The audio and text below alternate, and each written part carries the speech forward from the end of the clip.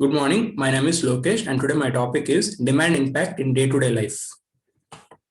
So first, let us understand what is demand.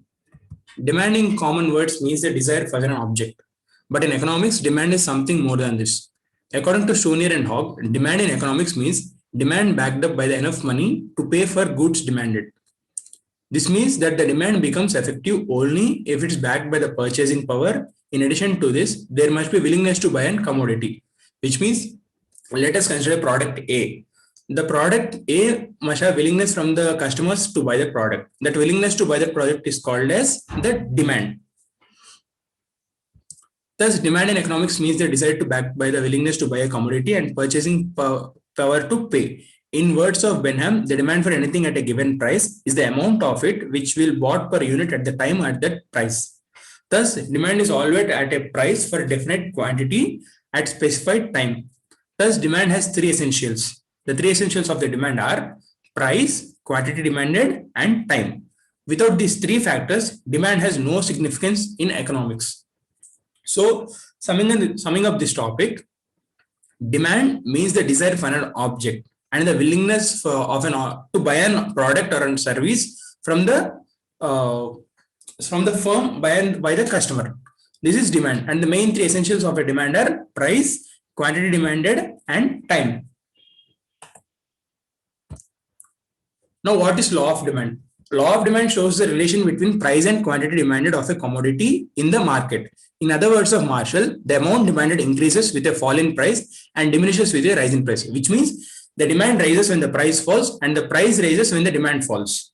A rise in the price of a commodity is followed by a reduction in demand, and the fall in price is followed by increase in demand. If a condition of demand remains constant, the law of demand must be explained with the help of the following demand schedule. For example, the price of a commodity is decreasing from 10 to 2, 10, 8, 6, 4, 2, and the quantity keeps on increasing while the demand is decreasing. The quantity is demanded is increasing while the price is decreasing. In the first row, the price of a product is 10 and the quantity demanded is 1. Whereas when it says the quantity is 2, when it's 6, the quantity is 3, 4, it is 4. When it's the price of a commodity is 2, the quantity demanded is 5. Which means when the price falls from 10 to 8, demand increases from 1 to 2. In the same way as price falls, the quantity of the demand increases on the base of demand schedule. So there are certain assumptions regarding the law of demand. Some of them are, there is no change in consumer's taste or preference, which means the taste of the consumer must not change while calculating or assuming the law of demand. And the income of the every consumer or producer should be same. And the price of other goods should not change, which means the price of other goods may affect the price of the product for which we are calculating the demand. And there should be no substitute for the commodity. Substitute means the consumer can use the substitute to satisfy his needs without using this product. And the next one is the commodity should not confer any distinction. And next one is the demand for the commodity should be continuous, which means there should not be any change in the demand of the product. And the last one is people should not expect any change in the price of the commodity, which means the price of the commodity in the time and the willingness to buy the product from the consumer should remain same. These are the assumptions which are kept in mind while calculating the law of demand. Now, let us discuss about the demand impact in day-to-day life. The first one is Giffen paradox. The Giffen good or inferior good is an exception to law of demand. When the price of inferior good falls, the poor will buy less and vice versa. For example, the price of maize or rice falls, the poor are willing to spend more on superior goods than on maize.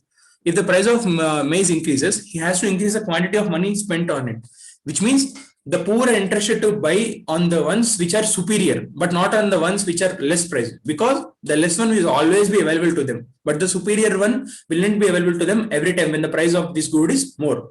So this is Giffen paradox. So the Giffen has first explained this rule, so it is named after him as Giffen paradox. This is Giffen paradox. Now coming to the Veblen or demonstration effect. Veblen has explained the exceptional demand curve through his doctrine of concept-based consumption. Rich people buy certain goods because it gives social distinction or prestige. For example, diamonds are bought by the richer class for the prestige purpose, and if the price of the diamond falls, poor will also buy. Hence, they will not give them prestige. Therefore, rich people may stop buying this commodity. This is Veblen or demonstration effect. For example, there's a good example. Let us take the example of a diamond. If the price of the diamond falls, everyone are interested to buy the diamonds because of its less price. So the rich ones may not be feel rich or given a prestige of buying that and distinction from the poor. So they'll not be interested in buying this good as everyone are buying that good. This is Veblen or demonstration effect. Third one is ignorance. Sometimes the quality of the commodity is judged by its price. Consumer think that the price is superior, the product is superior if the price is high. As such, they buy more at the higher price, which means, for example, a product has a higher price, they think the product is more superior than the one with the lowest price. This is called ignorance. And the next one is speculative effect. If the price of the commodity is increasing, the consumers will buy more of it because the fear of it that the price will increase still further. Thus, an increase in price may not be accomplished by a decrease in demand, which means in some cases, even when the price of a product increases, people will buy the product with a fear of that the product price will increase more in the future. This is speculative effect. And the next one is fear of shortage. During the times of emergency or war, people may expect shortage of a commodity. At that time, they may buy more at higher price to keep the stocks of the future. Which means when there is a shortage of a commodity, people may think the lack of availability of it in the future, they buy more of it at a higher price to keep the stocks to the future. This is fear of shortage. And the last one is necessaries. In case of necessaries like rice, vegetables, people buy more even at higher price, which means even if it's a higher price or lower price, it is a necessity of the common people, so they buy it. Demand is impacted by these 6 methods. First one is different paradox. Next one is the Veblen or demonstration effect. The third one is ignorance. Fourth one is the speculative effect. And the fifth one is fear of shortage. And sixth one is necessaries. Thank you.